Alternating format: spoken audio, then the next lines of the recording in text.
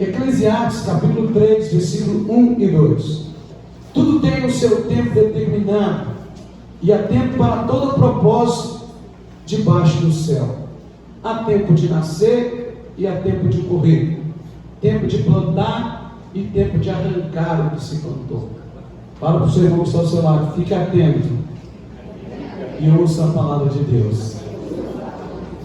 Hoje muitas pessoas, pode se sentar, muitas pessoas estão viajando, estão de férias, estão usando a sua vida e estão usando o seu tempo. E hoje eu quero falar sobre essa tríade da vida humana: tempo, vida e morte. Ou vida, tempo e morte.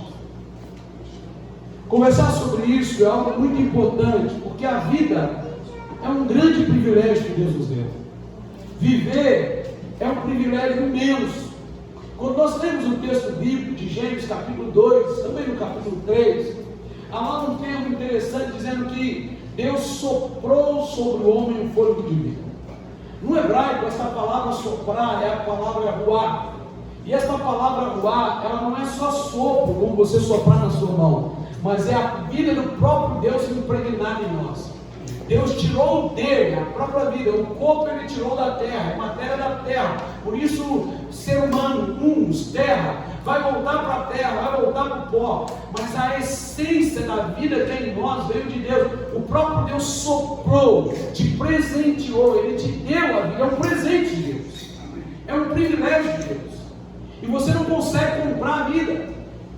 Por mais dinheiro que você tenha, você não consegue prolongar a sua vida muito mais do que aquilo que o homem vive aqui na terra. Viver é um privilégio maravilhoso de Deus. A sua existência, a minha existência, foi planejada por Deus. Deus arquitetou a nossa existência e Deus nos colocou aqui, nos plantou aqui e soprou sobre a nossa vida. De fato, é um privilégio imenso viver. É uma dádiva, é uma bênção de Deus poder acordar todos os dias, nos levantarmos e fazer tudo aquilo que nós temos que fazer, voltar para casa. É uma dádiva de Deus completar mais um ano de vida. Tudo isso é muito bom. Mas muitas das vezes nós só pensamos na vida, nós não pensamos no tempo e não pensamos na morte. Nós só pensamos no aqui e no agora. A maioria das vezes nós vivemos a vida como se ela nunca fosse acabar. Nós vivemos a vida e nós não queremos relacionar a vida ao tempo. Nós nem percebemos. Quer ver um exemplo disso? Quando você faz aniversário, coloca-se lá um bolinho e coloca algumas velhinhas ali com o número. E o que a gente fala para a pessoa? Parabéns por mais um ano de vida. Mas na verdade é menos um. Porque no relógio biológico você está morrendo. Todos aqui estão morrendo. Ainda que você não esteja doente, todos nós estamos morrendo. Aliás, o apóstolo Paulo fala sobre isso. Todos os dias eu vou como um boi para o matadouro. O apóstolo Paulo, nas suas cartas, ele sempre fala sobre essa dinâmica de estar se preparando para partir. E é sobre isso que eu quero conversar com vocês hoje, irmãos e irmãs. Sobre vida, tempo e morte. E a primeira lição que nós aprendemos com esse texto é que a nossa vida não foi um acidente. A nossa vida não foi um acidente. Não foi porque o seu pai e sua mãe quiseram ter você ou não queriam e aconteceu um acidente. Não. A sua vida foi um plano perfeito de Deus. Foi o tempo de você nascer. Deus arquitetou isso. Talvez você está aqui e tenha alguns traumas. Por exemplo, eu tenho na minha casa, na minha família, uma irmã adotiva, que ela chegou lá em casa ainda muito pequenininha. E ela ia lá para casa, a gente cuidava dela e ela voltava para a casa da mãe dela. Mas a mãe dela era aquela louca, sabe, loucona? E chegou um tempo, quando ela estava assim, com uns 7 meses mais ou menos, a mãe dela disse para minha irmã mais nova: olha, ou vocês ficam com ela ou eu vou jogar ela no rio. E aí ela foi parar lá em casa. E ela sempre soube que é adotiva. Nós nunca escondemos isso dela. E é uma bênção na nossa vida. Eu digo que ela é mais filha da minha mãe que Deus nosso, que ela é a única que tem o sobrenome da minha mãe. Minha mãe ganhou o direito de tê-la na justiça, e ela tem o nome e o sobrenome da minha mãe. E não há trauma dela, porque o que ela entendeu? Que ainda que a mãe biológica não queira ela, a vida dela não foi um acidente. Ela entendeu isso. Não importa qual o vento que gerou ela, onde ela está. Ela compreendeu que a vida dela foi um plano de Deus. É uma bênção na igreja metodista do nosso bairro. É uma menina, uma mulher de Deus. A primeira coisa que você precisa entender sobre vida, tempo e morte é que você não é um acidente. A sua vida tem um propósito, um objetivo, um plano perfeito de Deus. E é por isso que o texto diz claramente: tudo tem um tempo determinado, e há tempo para todo o propósito debaixo dos céus da terra. Há tempo de nascer. O tempo de nascer que você teve não foi porque seu pai e sua mãe planejou ter você. Foi porque Deus decidiu que você ia nascer. Deus simplesmente usou teu pai e tua mãe. Pai e mãe ninguém escolhe. É Deus que escolhe. É Deus que determina. Lá no alto diz: vai nascer fulano, beltrano, ciclano. Sendo assim, não importa qual a vida que você esteja levando. Talvez você pense: como eu poderia ter nascido em uma família rica, ou como eu poderia ter nascido naquela família. Não, você nasceu no tempo de Deus, na hora de Deus. E o que vai fazer a diferença na sua vida não é o que você tem fisicamente, mas é o entendimento de que você não é um acidente. É o entendimento de que você é um plano perfeito e arquitetado por Deus. Somente um Deus todo-poderoso pode criar seres humanos tão complexos como nós. Somente um Deus todo-poderoso pode nos colocar no meio das nossas mães e nos formar como formou a cada um de nós que estamos. Você não é um acidente. Você é uma obra-prima perfeita de Deus. E é por isso que nessa noite nós vamos falar sobre vida, tempo e morte. E nós estamos falando sobre vida. Entenda, você é alguém planejado por Deus. Você é alguém arquitetado por Deus. Primeiro Deus sonhou com você na glória e usou seus pais para realizar o sonho dele aqui na terra. Você é um plano perfeito de Deus. E quando nós entendemos isso, a vida fica melhor. Quando nós entendemos isso, a vida fica diferente. Quando nós entendemos que nós somos um plano perfeito de Deus, a nossa vida tem cor, sabor, a nossa vida se torna um tempero para temperar outras vidas. Eu não tive o prazer que muitos de vocês tiveram de ter pai dentro de casa. Logo que eu nasci, meu pai era policial e ele separou da minha mãe. E quando eu fui conhecer meu pai, eu tinha basicamente uns 10 anos de idade. Eu morava em um extremo da cidade, meu pai morava em outro extremo da cidade. E eu me lembro exatamente o dia em que meu pai foi me buscar na escola. Eu nem sabia quem era meu pai. Eu tinha um abraço que me criou, minha irmã mais velha, somos filhos do meu pai. Mas eu lembro que eu era um menino muito revoltado. No dia dos pais, eu batia nas crianças porque eu não tinha pai. Eu fiz muita coisa errada. Até os 16, 17 anos eu fiz muita coisa atrapalhada. E essa era a desculpa, a revolta por não ter tido um pai dentro de casa. Mas quando eu conheci o Evangelho, eu entendi que independente de qualquer planejamento do meu pai, ainda talvez que não estivesse no planejamento dele, que ele foi embora, deixou eu e minha irmã para trás, ainda que não estivesse nos planos dele, eu entendi que eu estava nos planos de Deus. Eu entendi que a vida, ela não é simplesmente o que nós pensamos que é, mas a vida, ela não começa no ventre da mãe, ela começa no coração do pai. Ela começa no coração de Deus, porque foi Deus que nos arquitetou. Por isso ele diz: há tempo de nascer. E é o tempo de Deus para nós. Quando eu compreendi isso, Deus curou a minha vida. Eu nunca pensei em ter uma esposa. Eu nunca pensei em ter família, porque meu pai, esse paizinho abençoado que hoje eu já perdoei, que é uma bênção. E quando eu vou em Carangola, eu procuro ele, eu vou atrás dele, vou lá na casa dele, levo a minha filha para ele conhecer, tomar bênção. Quando eu não encontro em casa, eu encontro até arrisco procurando os botecos, mas é tanto que eu não encontro. E ele está lá, eu estou orando para Deus quebrantar o coração dele para ele aceitar Jesus. Mas esse pai meu dizia para mim: homem tem que ter mais de uma mulher. Eu achava que era 7 filhos, outro dia eu cheguei lá e disse que 17. Eu tenho irmão preto, irmão branco, irmão claro, irmão louro, eu tenho irmão, tudo tem jeito de você pensar. Essa era a perspectiva de vida que meu pai tinha me mostrado. Ele me ensinou a beber cerveja. Ele me ensinou algumas coisas que foram ruins para mim. Mas eu amo, porque eu sei que foi Deus que escolheu para ele ser o meu pai. E eu me relaciono muito bem com ele. Porque eu entendi que antes do meu pai e da minha mãe, o Pai Celeste planejou, arquitetou a minha vida. Ele tinha um plano perfeito para mim. E quando eu olho para minha esposa, eu olho para minha filha hoje, eu falo como Deus é bom, Ele me curou. Ele me ensinou o valor de uma família. Ele me ensinou o valor de um lar. Porque eu entendi que eu sou um plano dele, que a minha vida, ela não partiu primeiro do meu pai, da minha mãe aqui na terra, mas ela partiu primeiro de um plano perfeito no céu. Deus sonhou comigo, Deus sonhou com você, e houve um tempo de você nascer, e você não nasceu por acaso, você nasceu porque Deus tem um plano perfeito para a tua vida. Quem está entendendo, amém? Amém. E é por isso que a palavra de Deus diz, Isaías 49:15, que ainda que uma mãe se esqueça de um filho que amamenta, ainda que essa mãe se esqueça, o Senhor diz, eu todavia jamais me esquecerei de ti, porque te tenho cravado na palma das minhas mãos. Meu irmão, minha irmã, ainda que alguns dessa terra te esqueçam, Deus jamais se esquece de ti. O apóstolo Paulo, em suas cartas aos Coríntios e em Romanos, principalmente nessas duas cartas, o apóstolo Paulo fala muito sobre adoção, os adotados por Cristo. Sabe por que o apóstolo Paulo usa essa expressão? Olha que interessante. No contexto hebraico, no contexto do primeiro século da era cristã, a era greco-romana, os pais poderiam rejeitar os seus filhos. Se o pai chegasse, a esposa teve um filho, aí o pai chegava e olhava assim, gostei não.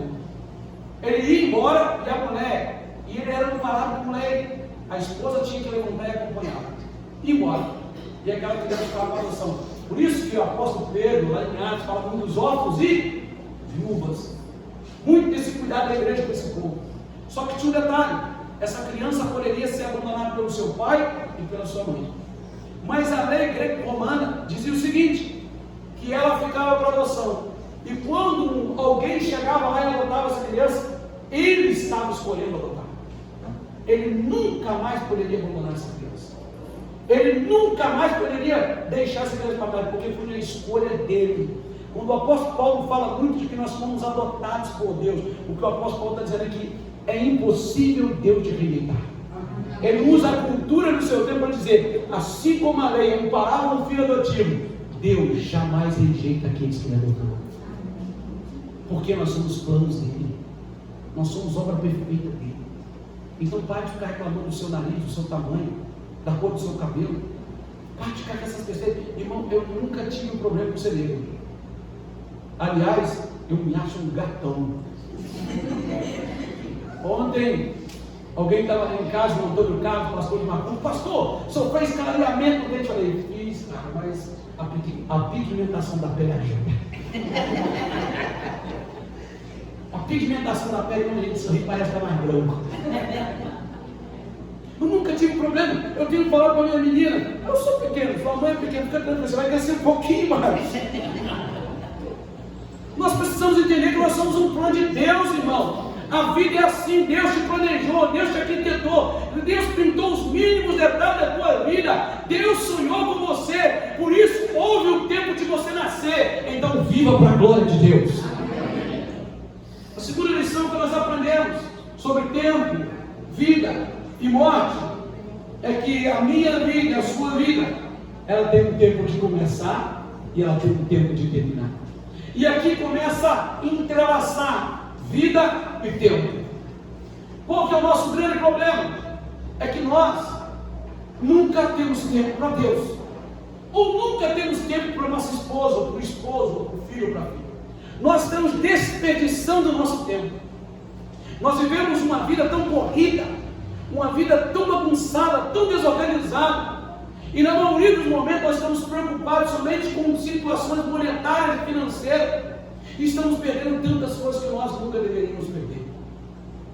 Nós temos uma vida, Deus nos deu essa vida, só que essa vida aqui na terra, ela tem um tempo de começo e de fim. A Bíblia fala de tempo, e no grego existem duas palavras que definem muito bem isso, é a palavra cronos e a palavra kairos. Cronos vem de cronometrar, relógio, um tempo finito, um tempo que tem dia e hora para acabar. É o tempo que nós vivemos. O sol nasce, o sol vai embora, a lua chega, noite, dia, verão, outono, inverno, primavera. Vai chegar um dia que você não vai ver mais nada disso, porque o Cronos vai parar. o seu reloginho biológico chamado coração vai parar de bater. E aí, o seu tempo aqui terminou. Só que nós vivemos como se isso nunca fosse acontecer. A gente vive sempre com a expectativa do amanhã. E eu quero chocar você nessa noite. O amanhã é uma mentira que você criou. O amanhã não existe, existe o hoje. Se você chegar amanhã, será hoje. Se você chegar depois de amanhã, será hoje. E esse é o nosso grande problema. Nós recebemos um presente de Deus. Deus decidiu o tempo da gente nascer, mas estamos vivendo muito mal. Porque estamos deixando para amanhã. Amanhã eu perdoo quem eu ofendi, ou libero perdão para quem me ofendeu, ou perdoo quem me ofendeu, melhor dizendo. Amanhã eu faço isso, amanhã eu faço aquilo, amanhã eu faço aquilo outro. Mas e se o cronos acabar? E se o ponteiro do relógio bater e dizer assim, olha, é a tua hora de partir? E aí? Nós precisamos aprender a lidar com a vida, com o tempo e nos preparar para a morte. E é isso que nós precisamos aprender. Por isso que a Bíblia diz, há tempo de nascer, no versículo 2, e há tempo de morrer. Se prepare, porque esse tempo vai chegar para você. E aí, meu irmão, minha irmã, alguns momentos da minha vida, da sua vida, nós precisamos reavaliar. Vamos parar com esse negócio de ficar só chegando no final do ano. Feliz ano! Virou o ano e a vida continua a mesma coisa. Vamos parar com esse negócio de esperar Natal, esperar Páscoa. Irmão, para o cristão é Natal e Páscoa todo dia. O significado de Natal e Páscoa está tudo atrelado ao Senhor da vida, ao Senhor da glória. Viva o seu tempo para a glória de Deus. Viva o seu tempo para exaltar a Deus. Viva o seu tempo para honrar a Deus. Muitas coisas em você estão roubando o seu tempo com Deus, está roubando a sua intimidade com Deus. E quando isso acontece, você vive por viver. Você vive de qualquer maneira. Você vive uma vida fora da humanidade que você foi criado para ser humano. Por isso, irmãos, que os homens estão parecendo com tudo, menos com seres humanos. Precisamos entender isso. E nós só entendemos isso quando nós entendemos esse plano perfeito de Deus, vida, tempo e morte. A palavra de Deus diz no Salmo 139, versículo 16: os teus olhos me viram, a substância ainda é informe, e no teu livro foram escritos todos os dias da minha vida, cada um deles escritos e determinados, quando nenhum deles existia. Ou seja, o Cronos pode ser um pesadelo para nós, mas para Deus não é nada. Antes do Cronos existir, Deus já tinha determinado o nosso tempo aqui nessa terra. Não é à toa que Hebreus 9, 27 diz que o homem está ordenado a morrer na sua vez. Sendo assim, você nasce já ordenado que vai morrer. Só que nós não gostamos de falar disso, né? Nós gostamos de falar de vida. Nós gostamos de falar de vida. Eu quero fazer 100 anos. Que Deus te abençoe, que você chegue ao céu, mas que sobretudo você possa morar na glória comigo. Terceira lição que eu quero que você aprenda nessa noite é que a vida é algo que nos surpreende. Irmão, uma das coisas mais lindas que eu vi na minha vida foi quando o médico trouxe a minha gatinha para mim. A vida surpreende, é lindo isso, né, irmão? A vida surpreende. Coisa linda é quando você chega na casa do seu pai com 70, 80, 90 anos, você fica surpreendido de ver seu pai e sua mamãe ali. A vida nos surpreende quando você chega em algum lugar e alguém te recebe de braços abertos. A vida é uma surpresa, ela está sempre trazendo surpresa para nós. Eu fui surpreendido. Eu já sabia que eu não ficaria em Campitina, mas eu fui surpreendido quando o bispo gritou: "Sua mãe, Bom Jardim." Eu nunca tinha vindo em Bom Jardim. Eu não sabia que tinha esse povo lindo aqui. Eu não sabia que tinha essa igreja abençoada aqui. E foi surpreendentemente abençoado para minha vida e para minha família. Eu estou sendo abençoado no andar com vocês, caminhar com vocês. A vida nos surpreende, só que a morte também nos surpreende. Já viu? Mas eu estava conversando com ele ali agora. Mas morreu. Eu tive com ele ontem. Mas morreu. Isso também é surpreendente. Você talvez já passou por isso que eu estou falando. Você conversou com alguém, esteve com alguém, estava muito bem, e aí para a morte a gente sempre vai arrumar desculpa, seja infarto, seja câncer, seja qualquer coisa. Nós teremos uma desculpa para ela. Vai ter que ter uma desculpa para ela, mas ela vai chegar. Assim como a vida te surpreende, a morte também pode surpreender quando você não anda com Jesus. Porque quando nós andamos com Jesus, a morte vai deixar saudade, mas uma saudade que tem data e hora para acabar. Porque um dia nós vamos viver na glória com o Pai. Viver, aprender a andar com o nosso tempo, é também entender que tanto a vida como a morte, ela nos surpreende. Eu já cansei de falar isso para você nesse pouco tempo que eu estou aqui. Ela me surpreendeu. Há 12 anos atrás ela me surpreendeu. Eu e minha esposa não falamos muito sobre isso, mas enterrar o filho não é uma coisa bacana. Ela me surpreendeu. Mas no dia que eu fiquei com ele, ela me surpreendeu também. A vida, que eu pude olhar nos olhos dele e falar: papai, te amo. A vida nos surpreende. A morte nos surpreende. Mas a vitória é sobre a vida e sobre a morte. E quando eu falo de vida, eu falo dessa vida terrena. Porque nenhum sucesso aqui justifica um fracasso eterno. Nenhum deles. Se você tem sucesso aqui, mas morre vai para o inferno, a sua vida aqui, ela te surpreendeu com uma vida de ilusão e derrota. A vida é surpreendente. A morte é surpreendente. Mas, sobretudo, é surpreendente um dia poder acordar e ver o nosso Deus face a face comigo. Olhar nos olhos dele e ver face a face comigo. Jesus, em Lucas 12, no versículo 20, ele conta uma parábola, e a parábola é de um homem que conquistou muita coisa e disse: agora eu posso aposentar. Meus celeiros estão fartos. Vou comer e viver regaladamente. Olha, o cara tinha vida, tinha o seu tempo, agora à vontade, aposentou bem. O texto aqui de Lucas, capítulo 12, versículo 20, mostra isso. Aí Jesus diz assim: louco, esta noite pedirei uma tua alma. Agora que você acha que é descansar, agora que você acha que é desfrutar, estou mandando a morte te buscar. Ele foi surpreendido pela vida, conquistou tudo, mas foi surpreendido pela morte que bateu a sua porta. A quarta e última lição, e eu termino aqui para você nessa noite. A melhor escolha que alguém pode fazer, irmão e irmã, é decidir em seu coração viver todo o tempo da sua vida nessa terra para a glória de Deus. Amém. A melhor decisão que você precisa fazer é entender que esse ar que você tem respirando não é teu, é de Deus. É entender que o seu corpo está sendo deteriorado dia por dia. Irmão, tem dia que eu olho algumas filmagens da igreja antiga que eu era. Eles tinham o prazer de gravar por cima. Eu estou olhando as plateias abrindo aqui. Eu falei: meu Deus do céu. A vida é assim. Viva o seu tempo para Deus. Vida, tempo e morte. A palavra de Deus diz no Salmo 84, versículo 10: pois um dia nos teus atos vale mais que 1000. Prefiro estar na porta da casa do meu Deus a permanecer nas tendas da perversidade.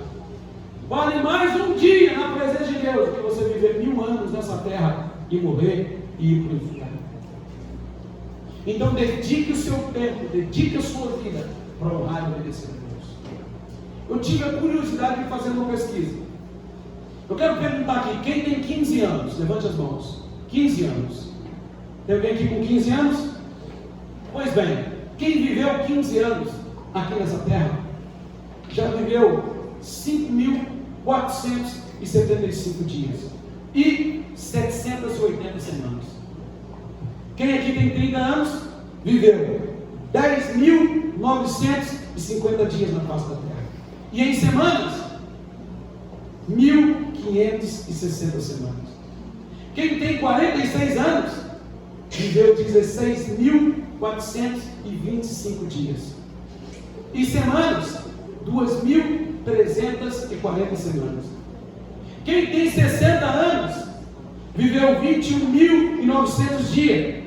E em semanas, 3.120 dias. Semanas. Quem tem 75 anos, pastor Davi? 27.375 dias. 70, né, pastor Davi? Ó, já está alongando aí, pastor Davi. Recebe a bênção. E em semana, 3.900. Agora, quem tem 90 anos? Viveu 32.850 dias e 4.680 semanas. Agora eu te pergunto, o que é isso perto do que é eterno?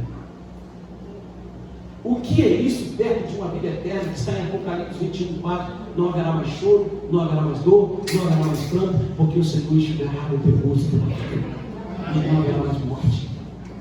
Por isso há tempo de nascer, mas também há tempo de morrer. E nós lidamos com isso todo dia: vida, tempo e morte. E a minha pergunta para você, que vai sair daqui nessa noite: você está preparado para morrer? Você está preparado para partir? Porque o nosso reino não é nessa terra. Como você tem se preparado para isso? Pastor, eu tenho juntado muito dinheiro. Deixa eu contar para você a história. Um dia, um homem muito rico deixou milhões e milhões e milhões para os seus filhos. E na hora de enterrar ele, um filho estava vindo dos Estados Unidos. E ele chegou, irmão, chegou atrasado. E ele chegou assim na hora que ele já estava jogando o homem dentro do túmulo. E aí ele falou: não, abre tudo, abre o caixão do papai, eu quero ver o caixão do papai. E quando abriu, irmão, só tinha pedra preciosa, dinheiro à vontade. Ele falou: eu quero que você me explique o que é isso. E ele era o quinto dos 5 filhos, ele era o quinto. Os 4 moravam no Brasil. Os 4 falaram assim: ó, papai deixou muito, mas muito dinheiro para todos nós, dividir à vontade. O único desejo do papai é que ela levasse um pouquinho da riqueza dele para dentro do túmulo. Então, não vou mexer nisso, deixa o negócio aí. Ele falou: pois bem, quanto tem aí? 2 milhões de reais em pedra preciosa, dinheiro e tudo. Papai não queria flor, não, flor luxo. Ele falou: quanto tem? 2 milhões de reais. Ele falou: então peraí. Foi lá no carro, se espera 10 minutos. Foi no centro da cidade, comprou uns 4, 5 sacos, voltou com eles, falou com a esposa dele e disse assim: começa a recolher. Não, você não pode tocar aqui. Pode, que eu estou dando um cheque pré-datado de 2 milhões para o papai descontar na eternidade. O dinheiro é meu. Cheque vale. Estou assinando o cheque. Meu cheque tem fundo.